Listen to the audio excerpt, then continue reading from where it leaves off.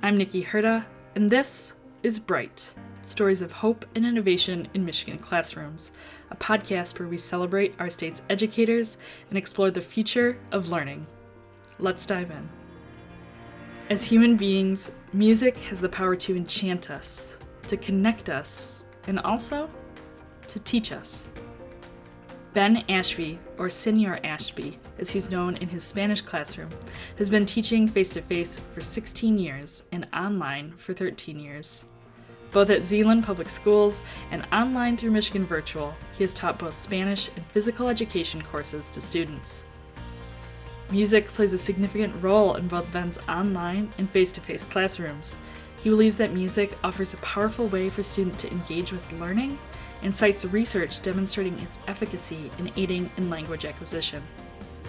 His YouTube channel has nearly 5,000 subscribers from around the world, where teachers and students alike benefit from his wide library of hilarious songs and immersive language learning videos.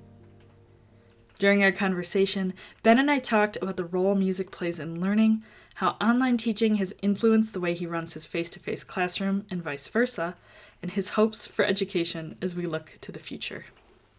You mentioned that you have a passion for using authentic Spanish music to aid in teaching.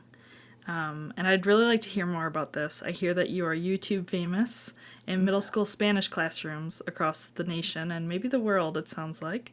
I'm wondering if you could talk more about this and why music itself can be an effective vessel for teaching language. So I love music, and I think we've all had that moment in time, or it's probably all the time, where you just have that song that's stuck in your head, right? And I think it's for a reason, because music is just one of the best ways to learn, in my opinion. And there was a study that was done in, I think it was German. It was not Spanish. It was not English. I forget which language it is. I think it was German, where they were teaching a set of terms to students, and they had all these different ways for the students to learn them set out. And then there's different groups that came in, and then they tested them, and the group that learned through music retained it the best. So that's kind of cool. So there's definitely research that backs it up. And, so I use music a ton. I use kind of two types of music. One is music that I've created or that other teachers have created, where basically, you take your learning outcome and you put it to music. I like rap, so I like to pretend I'm a good rapper. So most of my music is rap. But, there's plenty of songs out there too that other teachers have made with singing. And sometimes I try to pretend I can sing too. So that's kind of like one set. And I don't know about being YouTube famous, but I do have a lot of songs on YouTube. And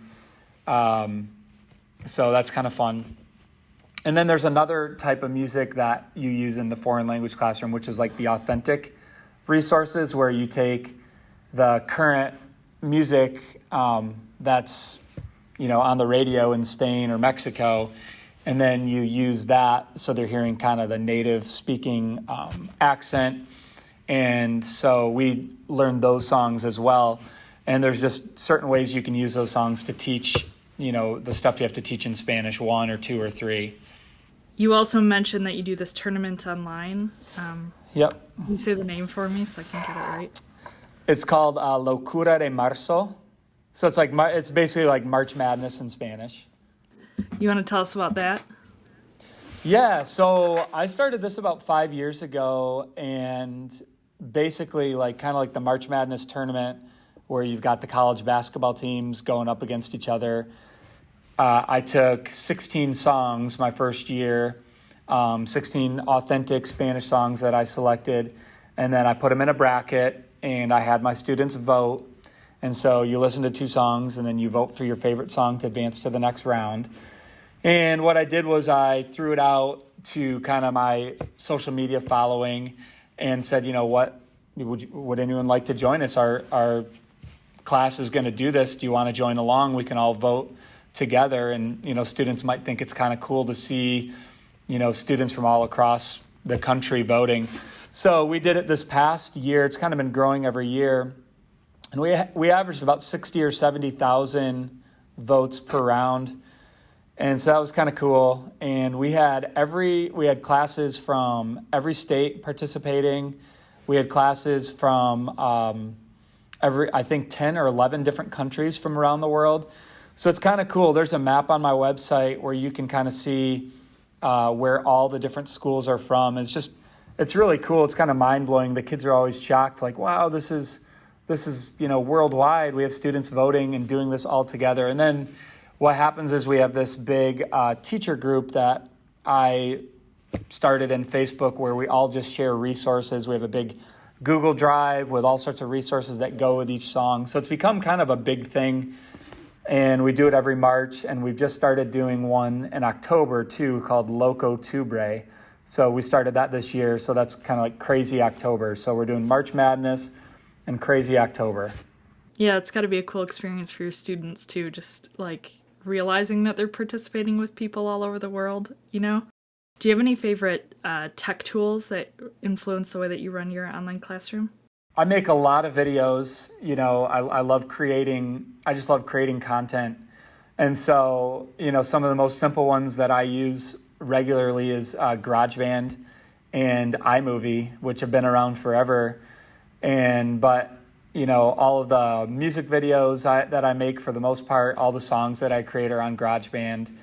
And just even, I just like to make, it doesn't always have to be music, but I just try to take anything that I think students will connect with and then try to create content surrounding that. So like I've made like a Harry Potter video where I take clips from the Harry Potter movies, but then found them in Spanish, and then just created all these series of activities that go with it. Or I've done it with like NBA players. I have like a Steph Curry video where it's all of his highlights, but then it's me announcing his highlights in Spanish, and then there's a bunch of activities that go with it. So, those have been around for forever, but those are probably the two I use the most, honestly. What do you think it is about these sorts of activities that is so engaging for students? Like, is it just the fact... is the fact that it's like fun and engaging, does it like help them like learn the material in a new way? Does it just help them connect to it? Like what's the kind of magic of this? Number one, you just got to connect with kids. So that's the first and foremost. It's got to be, I'm of the opinion that if I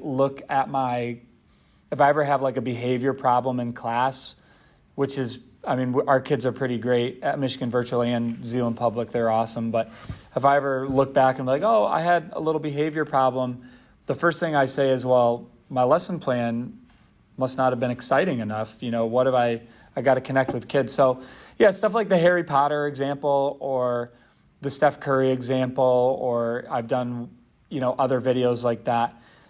Just something that kind of connects to their life, connects to pop culture even, just something that when you put it on, when you put it on, that kids will be like, oh, that's awesome, Harry Potter, I love those movies, or I've read all those books. Then it's like, just to start, you already have them interested. And so, but yeah, both of those two that I just talked about, the Steph Curry and the Harry Potter video, those are called comprehensible input videos, where basically I'm speaking in those videos, but I'm trying to speak in ways that students will understand using the vocabulary that they've learned. And so just kind of putting the language into context, I guess. Whereas, if you can get students to realize it's not just a list of vocabulary words, like you're actually learning how to communicate in a foreign language, that just creates another buy-in, I think, for students to really see the value in learning. Can you give me an example of a time your innovations in the classroom had a real impact on a student? I think some of the ones that have blown my mind the most are just because like we've talked about, I do have a lot of videos on YouTube, and then I have a website that teachers use to get materials for their class. I think some of the craziest ones have been when teachers send me videos from other classes or states of their students like doing one of my songs, because usually my songs involve like being up and moving and stuff like that. And so I think whenever I see those, I'm like, oh, that's so crazy that like those kids are doing like my songs, because that was never really the intent initially. And so like there's a few on YouTube even where it's like a Senior Ashby fan video of a class of students doing my songs. So that's like, oh, that's so crazy.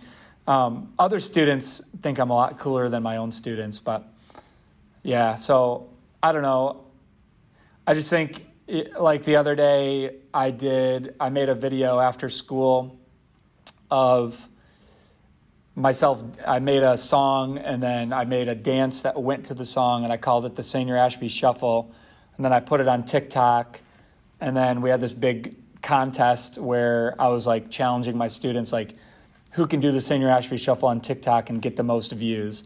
So just like stuff like that, just kind of goofy stuff where then all of a sudden you get a whole bunch of kids doing that on TikTok, and not even the kids you'd expect necessarily. Whether you're a student in Ben's face-to-face classroom at Zeeland Public Schools or in his online classroom at Michigan Virtual, you can bet that learning Spanish with Senor Ashby is going to be a fun and engaging experience. I asked Ben to tell me more about the differences between teaching face-to-face and online, and how each modality has informed the way that he teaches the other. You know, the big difference this year, you know, it's becoming less and less of a difference because there's such a push for remote learning and teaching kids how to be independent learners and blended learning. But, you know, I would say the first thing, no matter whether you're teaching online or face-to-face, is just building relationships with kids. And it looks different when you're teaching 100% online.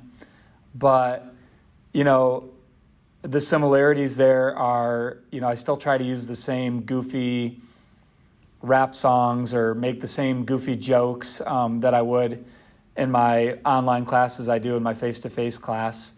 And, you know, kids have the same struggles face-to-face as they do online, and just kind of how you build those relationships and what those relationships look like online is a little bit different, but it's still an important piece. This is something I've heard from every single online teacher I've spoke to, is that relationships are the center of the online classroom. That's kind of, you know, there's a kind of some misconceptions about that. You might think because it's online, like, oh, you don't talk to your teacher.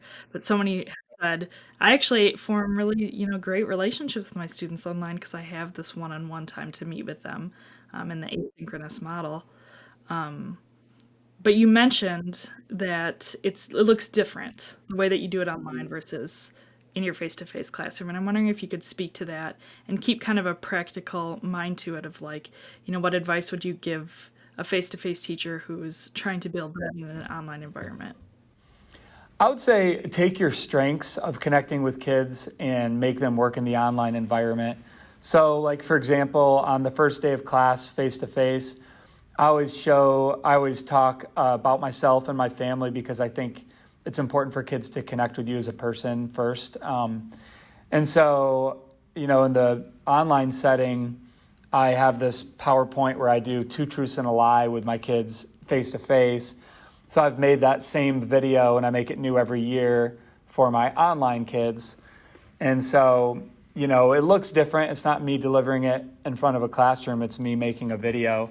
I show pictures of my family day one in class, so I do that with my online students as well. I even, you know, I always try to just make things fun, and, you know, I like to think that I'm pretty funny whether my students do or not. So I try to make the same stupid jokes I would make in the video. I've got like this weird picture of myself holding my 2-year-old son at the time. And then I photoshopped the heads and made my son's head mine and my head his, so to speak. And so, I don't know, I have a bunch of jokes that I tell about that picture to my students. So, you know, it's using your strengths. You know, you don't have to reinvent the wheel. You just have to kind of reinvent yourself a little bit and do the same things you normally do, but just a little bit different.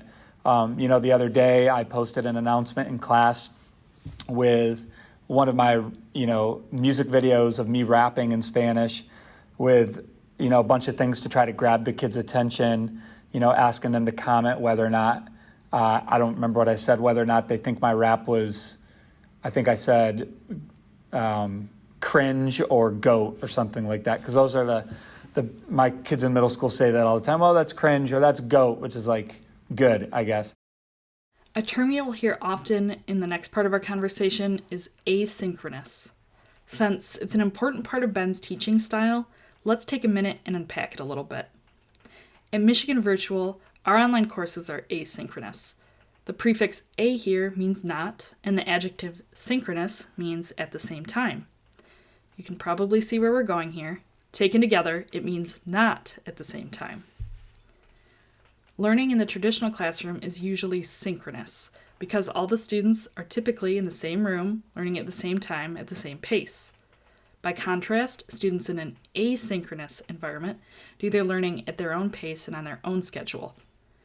Usually, course content is available online whenever they're ready to access it, and the teacher provides individualized feedback and guidance to students who are at all different parts of the learning process for that particular course.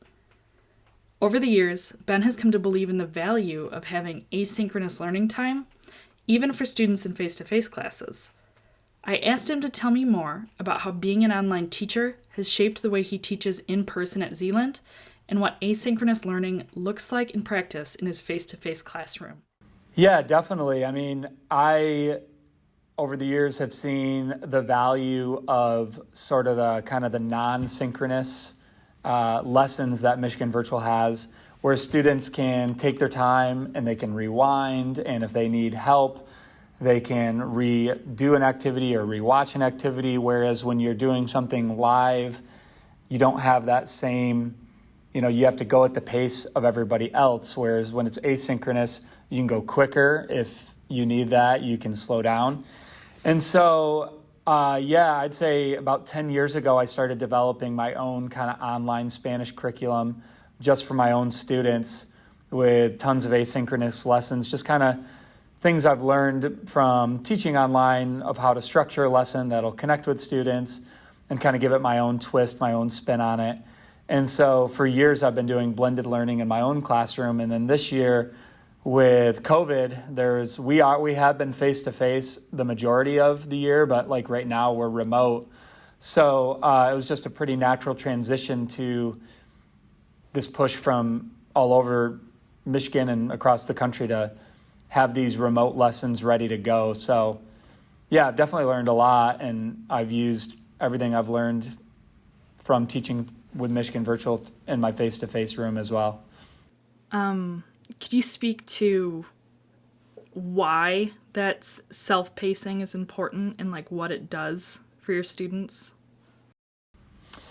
Yeah, well, I think when you're pacing yourself in a course, there's a whole nother skill set that needs to be learned along with that. There's definitely a lot of teaching of how to be a remote learner, how to be an independent learner.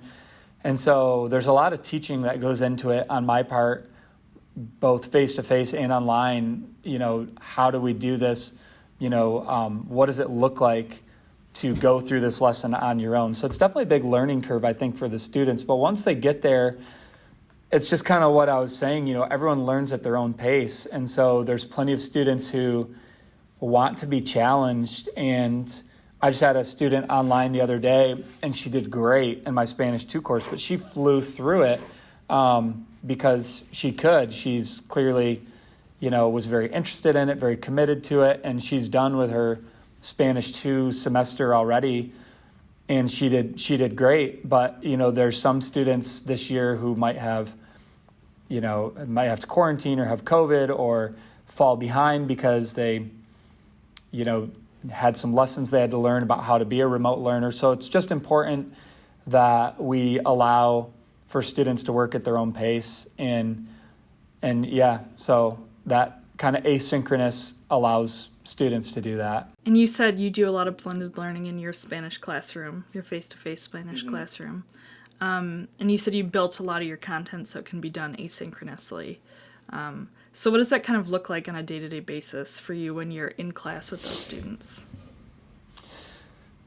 Yeah, it definitely depends. I mean, right now we're on a block schedule, and so I try to incorporate in my hour block, I try to have probably 30 minutes of that 2-hour block asynchronous kind of remote learning. And one of the reasons I do that, honestly, is because we have kids that are quarantined all the time. And so it's nice that they don't fall behind because they can continue to work at home.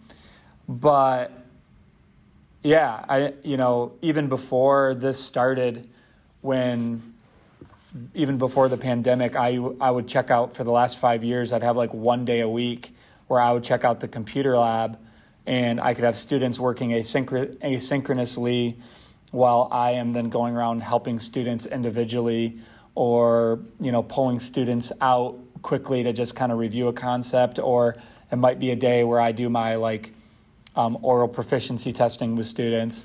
And so, yeah, just having valuable asynchronous learning that students can do, I think just opens up a lot of opportunities for students as well, and for teachers.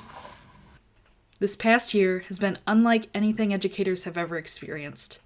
I asked Ben to tell me more about what advice he has for teachers looking to try blended learning out in their classrooms, and what hopes he has for the future as we work together to shape the next era of student learning.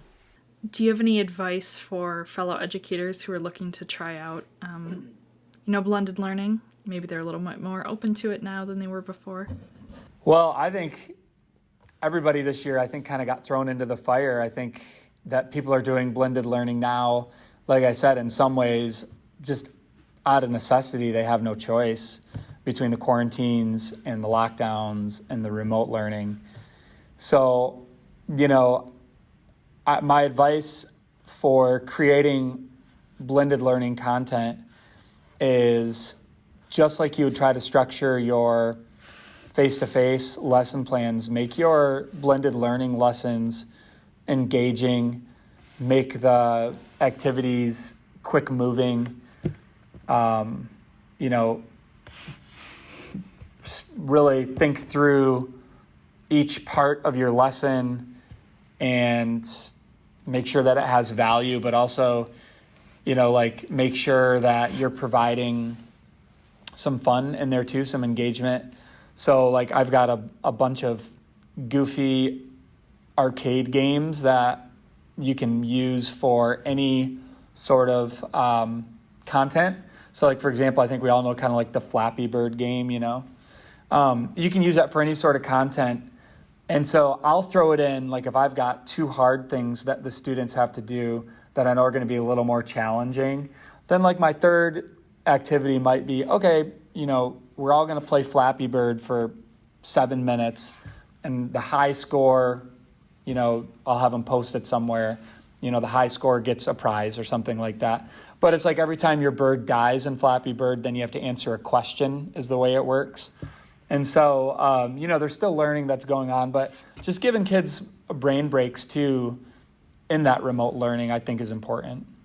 I'm curious, as we look to the future, and especially, you kind of mentioned this at the beginning, right now, it does feel like things are changing, right? Online learning is becoming more prevalent, even in classrooms that maybe never were that way before. And what do you hope for the future? What do you hope to see as we emerge from this pandemic in terms of the future of learning?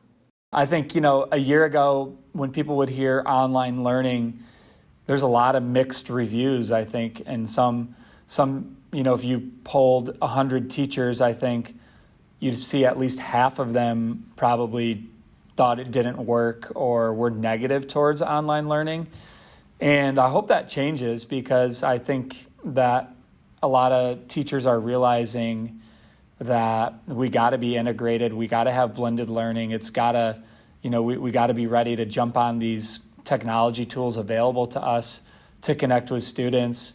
I was just talking to a teacher today in the hallway, and we were talking about, I was just saying, hey, how's the remote learning going for you? And he was, he was giving me some positives and some negatives, but one of the positives he said is, what I like is when I have my Zoom open while students are working, students can pop in and ask me questions, and I'm getting way more one-on-one interactions with students than I would in a face-to-face classroom. So I just think teachers are seeing a lot of value to it, and and students too, and parents. I think we all are getting more and more familiar with what online learning looks like. And I'm excited about when we come out of this, what type of hybrid, blended learning, environments we can incorporate. I think we're all going to be better off. Teachers have learned a ton.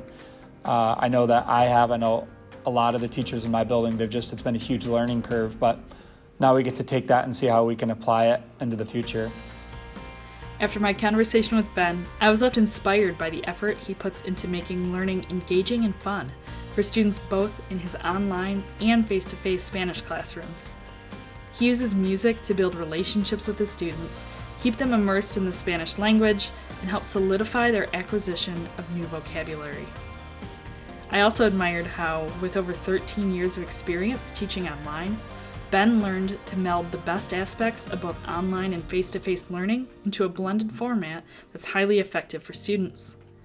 Part of being an effective teacher, after all, is trying new things and being adaptive. And Ben is constantly doing this, finding new ways to bring language learning to life for his students through music, humor, and relationship building. As we look to the future, we'll continue to celebrate Michigan educators, sharing their hopes, their fears, their dreams, and their beliefs in what's best for our children as we move forward into a new era of post-pandemic learning. Without a doubt, it's hard work to adapt, blend, and create highly engaging, immersive, and fun assignments for students. But with leaders like Ben forging our path forward, if there's one thing we're certain of, it's that the future is bright.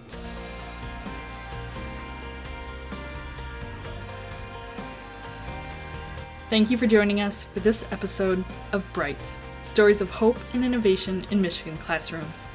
This podcast is produced by Herbie Gaylord, is hosted by me, Nikki Herta, and is made possible by Michigan Virtual, a nonprofit organization that's leading and collaborating to build learning environments for tomorrow. Education is changing faster than ever. Discover new models and resources to move learning forward at your school at michiganvirtual.org.